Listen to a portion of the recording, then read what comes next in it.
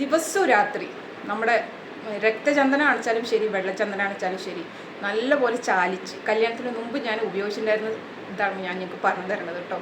ഏതെങ്കിലും ഒരു ചന്ദനം അല്ല രണ്ടും കൂടി മിക്സ് ചെയ്തിട്ടാണ് ചിലപ്പോൾ നിങ്ങൾക്ക് ഉപയോഗിക്കാം.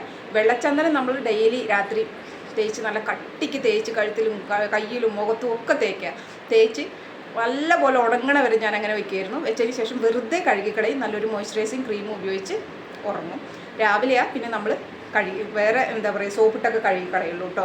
അപ്പോൾ അങ്ങനെ ചെയ്യണതിലൂടെ, വെള്ളച്ചന്ദനം ചെയ്യണതിലൂടെ നമ്മുടെ മുഖത്ത് നല്ല ഉള്ള പാടുകളൊക്കെ മാറാനും സഹായിക്കും, മുഖം നല്ലപോലെ വെളുക്കുകയും ചെയ്യും. രക്തചന്ദനം അണിച്ചാലും ഇതേ റിസൾട്ട് തന്നെയാണ് നമുക്ക് കിട്ടുന്നത്. നമ്മുടെ ചിക്കൻ ബോക്സ് വന്ന പാടുകളും കൂടി രക്തചന്ദനം നല്ലപോലെ മാറ്റിത്തരും.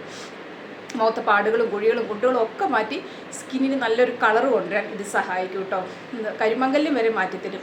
ഇത് ഡെയിലി രാത്രി നിങ്ങൾക്ക് ഇങ്ങനെ വെറും ചന്ദനം മാത്രമായിട്ട് ഉപയോഗിക്കാം. നല്ല അടിപൊളി റിസൾട്ടാണ്. നിങ്ങളൊന്ന് ചെയ്ത് നോക്കും, 1 മാസം ഉപയോഗിക്കുമ്പോൾ നിങ്ങൾ ഞെട്ടും.